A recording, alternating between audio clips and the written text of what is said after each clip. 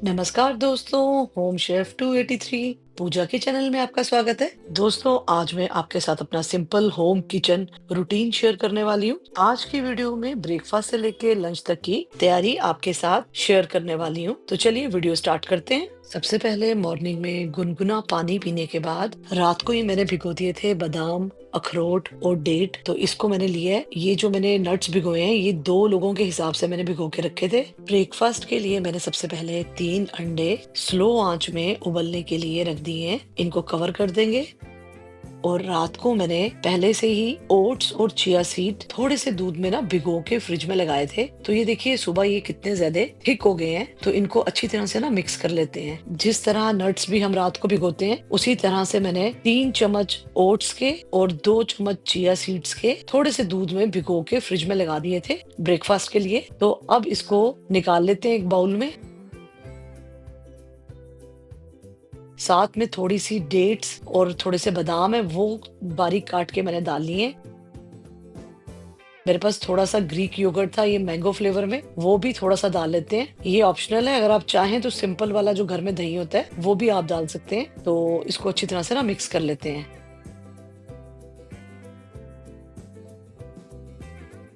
अब मैंने एक बनाना भी ले लिया है, इसको भी छील लेते हैं। छीलने के बाद इसको गोल गोल काट लेंगे और इसको ओट्स के ऊपर रख देते हैं। साथ में मेरे पास थोड़े से अनार भी थे, तो थोड़े से अनार के दाने भी डाल लेते हैं। तो अब इन सारे फ्रूट्स को अच्छी तरह से मिक्स कर लेते हैं। तो अब हमारा ब्रेकफास्ट रेडी है। ओट्स चिया पुडिंग बनके तैयार हो चुकी है। तो जो हमने अंडे उबालने के लिए रखे थे उनको चेक कर लेते हैं। अंडे भी अच्छी तरह से फुल बॉईल हो चुके हैं। तो मॉर्निंग ब्रेकफास्ट के लिए चिया पुडिंग और बॉइल्ड एग ले लेते हैं। तो अब ब्रेकफास्ट करने के बाद लंच की तैयारी भी कर लेते हैं। तो लंच के लिए मैंने आधा किलो मटन ले लिया है। मटन को अच्छी तरह से 2 से 3 बारी वॉश कर लेते हैं।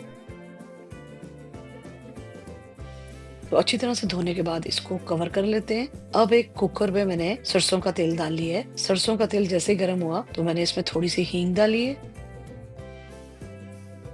तो हींग डालने के बाद मैंने इसमें खड़े मसाले डाले हैं। खड़े मसाले डालने के बाद ही मैंने इसमें मटन डाल लिया है और गैस की आंच मैंने मीडियम कर दी है। तो अब इस मटन को आस्ता आस्ता हम भूनेंगे। थोड़ा सा मैंने इसमें नमक भी ऐड कर दिया है। नमक डालने के बाद भी इसको हम भूनते जाएंगे और इसको कवर करेंगे। अब हमें इसे स्लो आंच में ही रखना है और बीच बीच में चेक करना है। मटन अच्छी तरह से भुन चुका है और आप देखेंगे कि इसका पानी भी काफी श्रिंक हो गया है। मटन अच्छी तरह से भुन चुका है। अब मैंने इसमें सौंफ पाउडर, सूंड पाउडर मिक्स कर दिए। इसको अच्छी तरह से मटन में मिक्स कर लेंगे।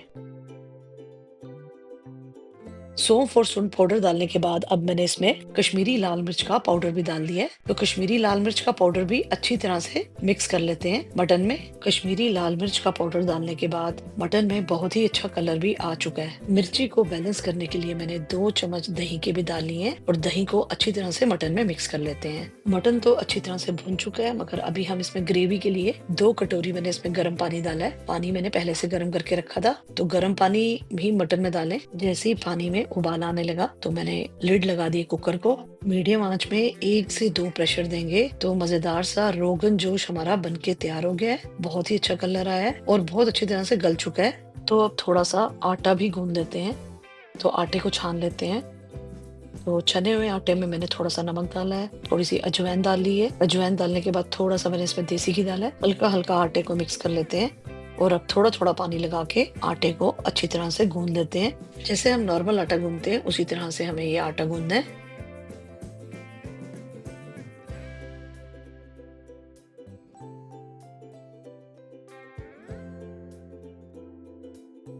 आटा अच्छी तरह से गूंद चुका है। इसको एक बर्तन में निकाल के कवर करके साइड पे रख देते हैं। लंच के लिए रोगन जोश बन के तैयार हो गया। तो उसके साथ खाने के लिए चावल बना लेते हैं। 1 कटोरी भर के मैंने बासमती चावल ले लिए। तो इन चावलों को एक खुले से बर्तन में डालने के बाद अच्छी तरह से वॉश करेंगे 2 से 3 बारी। अब मैंने गैस पे एक पानी से भर के पतीला भी चढ़ा दिया है और पानी को उबलने के लिए रख देते हैं। पानी में उबाला आ गया है तो जो चावल धो के रखे हैं वो अब हम पानी में डाल लेते हैं।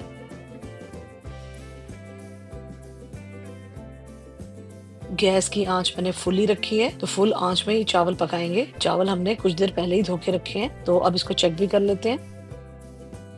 तो अच्छी तरह से चावल गल चुके हैं। अब इन चावलों को एक स्ट्रेनर से छान लेते हैं। इन छने हुए चावलों को फिर से पतीले में वापस डालेंगे। सारे चावलों को पतीले में डालने के बाद स्लो गैस में फिर से चढ़ा देंगे। 1 मिनट के लिए इसको कवर करेंगे और अच्छी तरह से चावलों को दम लग जाएगा तो चावल भी बनके तैयार हो गए हैं।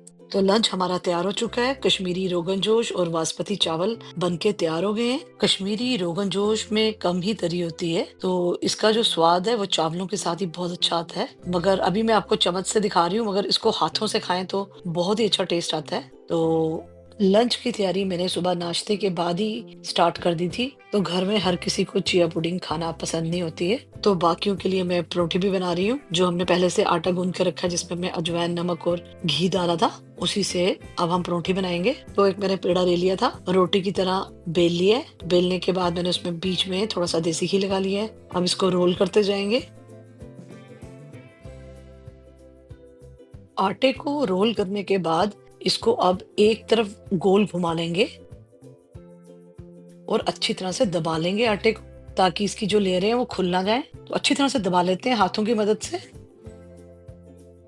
अब थोड़ा सा सूखा आटा लगाने के बाद परोठी को अच्छी तरह से बेल लेते हैं। इसको हमें चपाती की तरह बहुत बारीक पतला नहीं करना है, थोड़ा थोड़ा मोटा ही रखना है, क्योंकि हम परोठी बना रहे हैं। तो परोठी हमारी बनके तैयार हो चुकी है। तवा भी हमारा गर्म है, तो अभी मैंने गैस थोड़ी मीडियम कर ली है। तो स्लो से मीडियम आंच पे ही परोठी को पकाएंगे। जैसे जैसे परोठी अच्छी तरह से पकेगी उसकी लेयर्स नजर आएंगी। अभी मैं इसमें बिल्कुल घी नहीं लगा रही हूँ, अभी मैंने इसको सूखा ही निकाल लिया है। तो अच्छी तरह से पक चुकी थी परोठी। इसी तरह से दूसरी परोठी भी बना के रख लेते हैं। फिर से एक पेड़े को मैंने सूखा आटा लगाया है। इसको पहले चपाती की तरह गोल बेल लेंगे, बहुत ज्यादा पतला भी नहीं करेंगे। बीच में मैंने थोड़ा सा देसी घी लगाया है। देसी घी लगाने के बाद इसको हल्का हल्का रोल करते जाएंगे।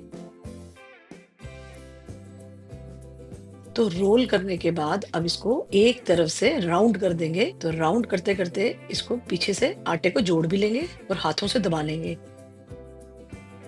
फिर से मैंने इसमें सूखा आटा लगाया है। सूखा आटा लगाने के बाद इसको अच्छी तरह से बेल लेंगे। तो अच्छी तरह से बेल लेते हैं इसको। जब भी कोई परोठी बनाए तो उसके लिए तवा अच्छी तरह से गर्म कर लें और मीडियम आंच में ही परोठी को पकाएं। तो तवा हमारा पहले से गर्म है, तो मीडियम आंच में फिर से दूसरी वाली परोठी भी बना लेते हैं। जैसे जैसे हम इसको सेकेंगे इसकी लेयर्स नजर आना शुरू हो जाएंगी और अंदर तक बहुत ही क्रिस्पी बनती है। इस तरह से परोठी अगर आप बना के देखेंगे तो ये देखिए अच्छी तरह से ये पक चुकी है। अब मैंने दोनों परोठियां बना ली हैं, तो अब इनको हल्का हल्का घी लगा के फ्राई कर लेते हैं। बहुत ज्यादा भी घी नहीं लगाएंगे, थोड़ा थोड़ा घी लगा लेंगे। फ्राई करने के टाइम भी हमें ध्यान रखना है कि गैस हमें स्लो ही रखनी है, बहुत ज्यादा फुल नहीं करनी है। और ये देखिए कितनी अच्छी इसमें लेयर्स नजर आ रही हैं और बहुत अच्छी तरह से ये क्रिस्पी फ्राई हो गई है। इसी तरह से सूखी वाली जो दूसरी परोठी है वो मैंने इस परोठी के साथ ही रख दी है, ताकि जो घी है वो दूसरी परोठी को ही लग जाए, वेस्ट ना हो। तो ये देखिए पहली परोठी हमारी बनके तैयार हो गई है। इसी तरह से दूसरी वाली को भी हल्का हल्का घी लगाएंगे और इसको भी फ्राई कर लेते हैं।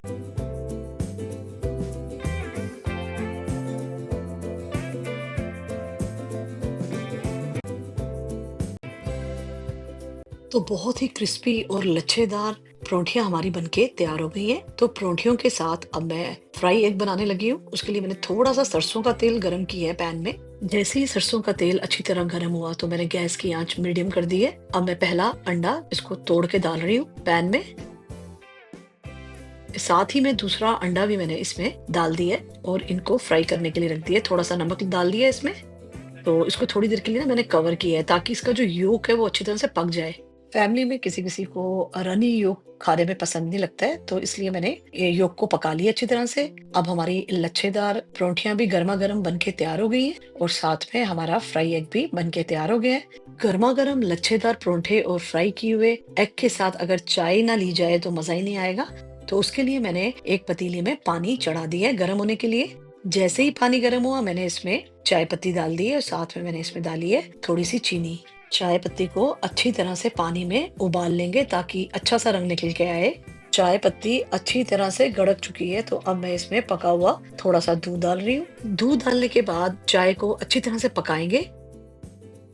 अब चाय में मैंने एक कुटी हुई हरी इलायची भी डाल ली है। अभी चाय को अच्छी तरह से उबाल लेंगे। चाय भी अब बनके तैयार हो गई है। इसको एक कप में छान के निकाल लेते हैं। तो मजेदार सी चाय हमारी बन चुकी है, ब्रेकफास्ट हमारा तैयार है। तो दोस्तों आज की वीडियो आपको कैसी लगी जरूर से कमेंट करें। वीडियो अच्छी लगी तो लाइक और शेयर करना ना भूलें। तो जल्दी मिलते हैं अपनी नेक्स्ट वीडियो पे।